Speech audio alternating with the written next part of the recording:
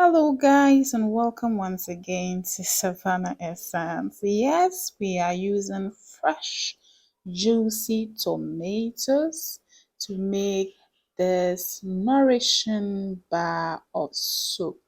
See these? These are beautiful. So tomatoes have been known to help protect the skin against skin cancer. So if you are sleeping on tomatoes, do not. It helps reduce the risk of sunburn. It promotes wound healing. It soothes inflamed skin. It may help to stimulate the production of collagen, thereby giving you a youthful skin. It may help remove dead skin cells, anti-aging, fight cellular damage, etc., etc. It is a powerhouse, okay?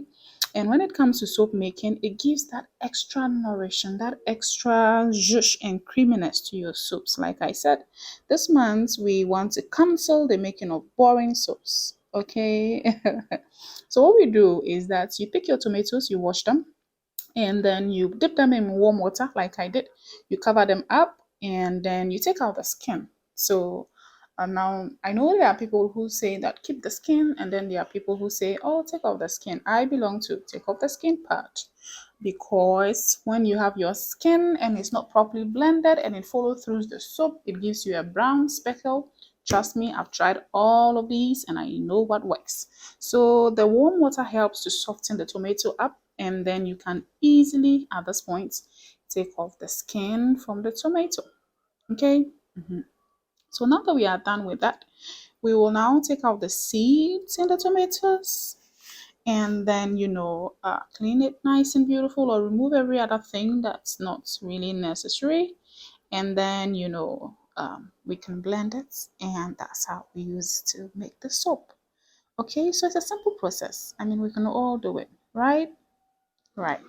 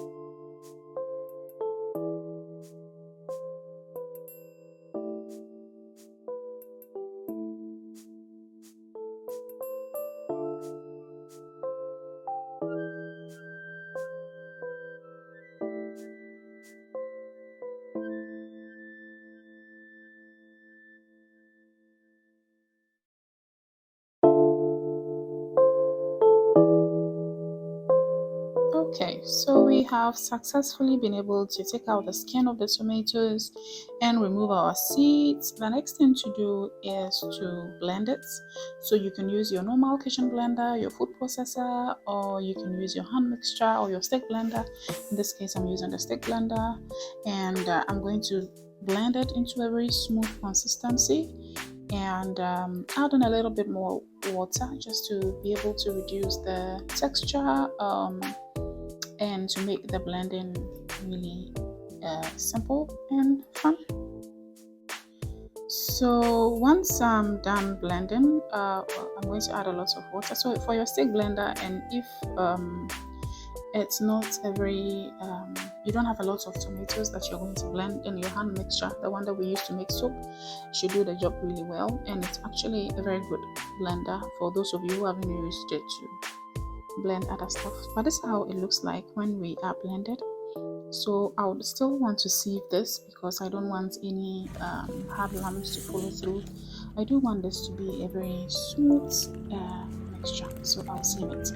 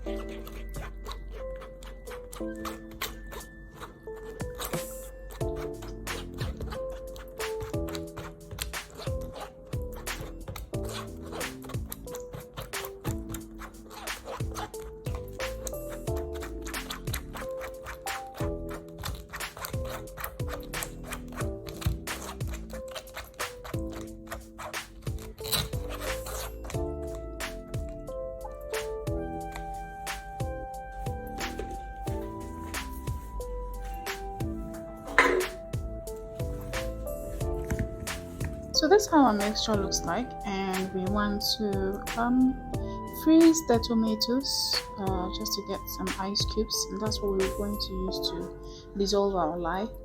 So I will pour it into these my nice simple silicone molds that I can use to freeze it.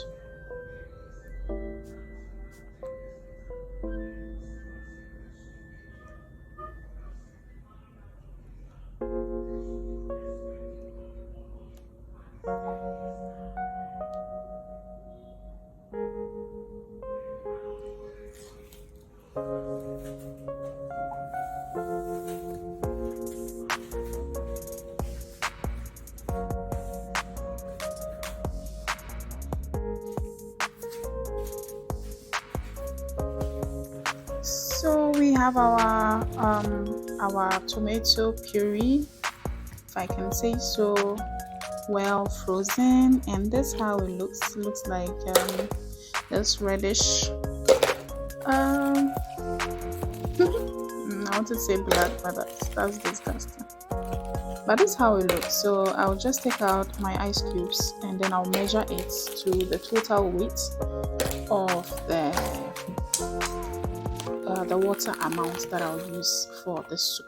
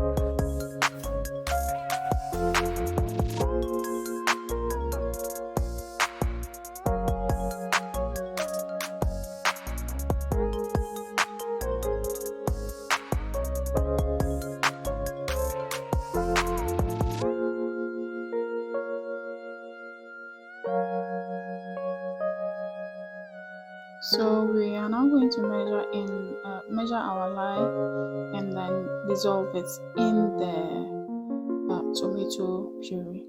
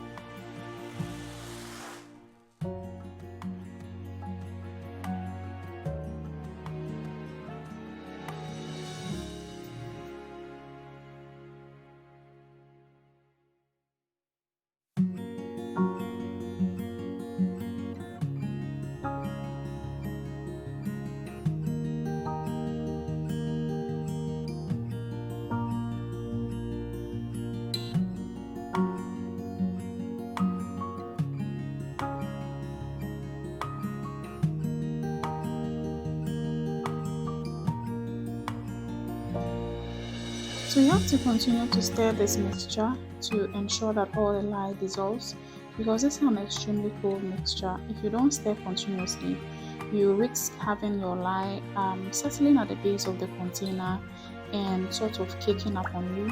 So usually we just stir it continuously just to ensure that everything is at least well dissolved or thoroughly dissolved before you can now set it aside and continue to measure in your oils. So we'll start with our hard butters as usual, just cocoa butter and shea butter.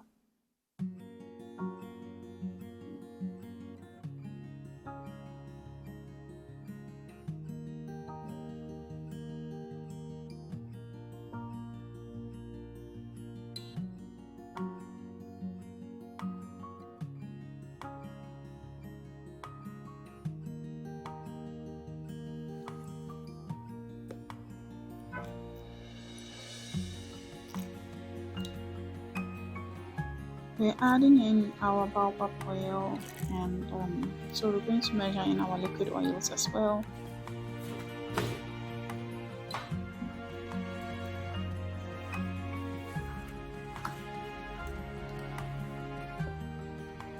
And then we're adding in our pumpkin oil. Pumpkin oil starts to solidify when the temperature gets cool, and so you can see that it's a much more thicker oil in this season.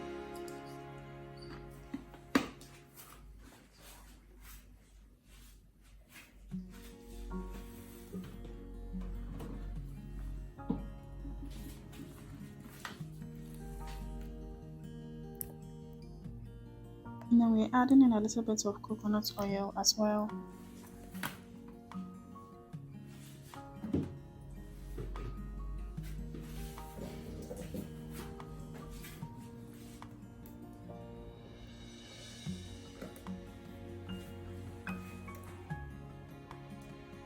And then finally some sunflower oil, just a little bit.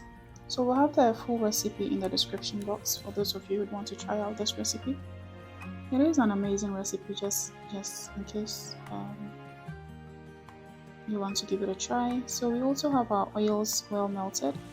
Our cocoa butter, we've gotten to the base of our box, so there are a lot of debris in it. So usually I have to melt it out and then filter it. If not, it will lead to having impurities in my soup. So now that we have our oils ready, and we are ready to make our soup, and look at our tomato puree. It's such a red color. It's a beautiful color. Yes. So once you freeze it, it gives this beautiful color to uh, your soup actually. So this color actually transfers also to your final product. It doesn't really leave that reddish color, but it gives it a very nice red hue. So that's a very beautiful thing to note. So already we see that our butter is thickening up nice and beautiful. We just stick blend it a little bit, and we have our butter nicely. Like I said, it gives it a very light red hue, not a vibrant red like you would hope to get from tomatoes, but it still gives it this nice hue, red hue. So that's how it looks. That's how the butter looks. It is a beautiful butter. And this soup is a very, like I said in the description, it's a nourishing bar of soup. Tomatoes is really an excellent it's a vegetable, but it also does a lot to our skin, and we need to always try to incorporate it in our dishes and also even in our skincare. Those of you who are into DIYs, you know that's very important. So we are, as usual, going to use our Pringles cans. Like I said, this month we are not going to make boring soups, and we are also going to be using simple things to make soups. So as you can see, most of the soaps that we are making this month, there's no fragrance oil. They are totally natural, and they also use very simple everyday oils that you can find in your cabinets.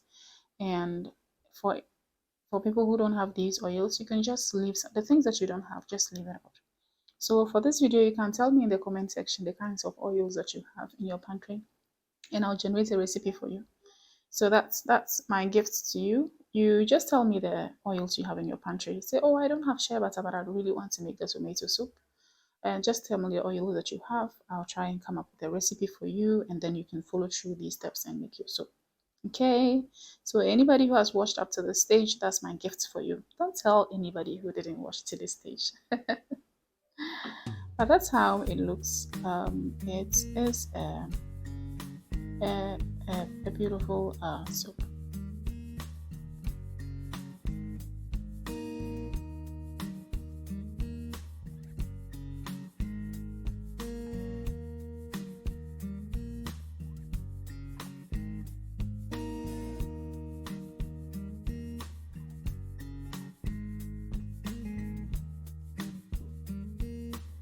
Okay, so you can always cover it with a can. That's the beauty about the Pringles can. It comes with a lid, but this soap is going to heat up, so you don't need to do that. Okay, don't cover it. All right, so it's been 14 hours and our soap is ready. And this is how it looks, and the can is steady and still hard. And so I am going to cut it out like I mentioned in the other videos that you might see. It's actually easy to line this up. So if you are starting out, you haven't used a Pringles can before, line it up so you don't go through this whole stress of trying to take it off. And it's usually just a simple process. Actually, it's just an unwrapping process. Okay, but then again, sometimes, especially if the soap is still soft like this, then it's just challenging to take it off. Okay, but it's not that difficult. It's just an unwrapping exercise like this. So when you figure it out and you get to the right positioning, it's easy to just simply just tear the paper. What's the paper at the end of the day?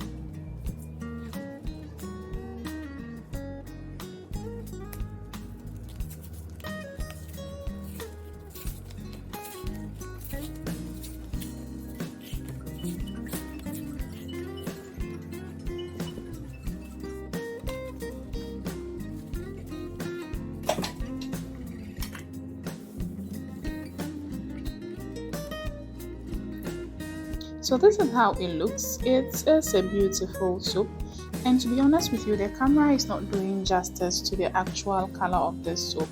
It gives a really beautiful vibrant red color. Like, well, no, let me not say it like that. It gives a beautiful red hue. Like, it's not red like tomatoes, but it's not this color. I know there's not a bad color as well, but the camera really isn't helping to bring out the actual color of this soap. It's really nice, but anyway, this color is also not bad. So that's how it looks. And like I'm just saying, that's not it. It's a really beautiful. You see the way I've put it over there, even as it's far away from the camera, at the edge, you see it's the color is a bit vibrant over there. Yeah, so that's how it looks. It is a very nice, beautiful color that you can. So yeah, that's a picture of it in sunlight. So that's how it looks actually in sunlight. It's a nice color. You'll love it in case you made this soap. So this is how our soap is, and I really like this. It's amazing on my skin. I think my skin loves it as well. And so that's how to make this very nice nourishing soap. That's what tomatoes do, or what the impact of tomatoes in your soup. Now lettuce, it gives this silky. See, it's so nice. I mean, it's like a rich person's soup. Okay, so and then it lathers immediately, and it gives this nice bubbly and creamy lather to it. And this soap, we just made it today, and we made it yesterday and cut it. It's not even up to 24 hours. And look at the kind of lather it gives. Look at the bubbles that it has and how creamy it is. By the time this cures to 4 to 6 weeks, it will be So I hope this video has been good for you. If it has, kindly subscribe to this channel, like this video, and then send us a comment. If you have watched up to this point, send us a comment with the oils that you have in your pantry, and we will generate an excellent recipe for you so you can also make this soap. Is that okay? All you need is caustic soda and just practice your life safety measures and you should be good. See you in our next videos, and bye bye.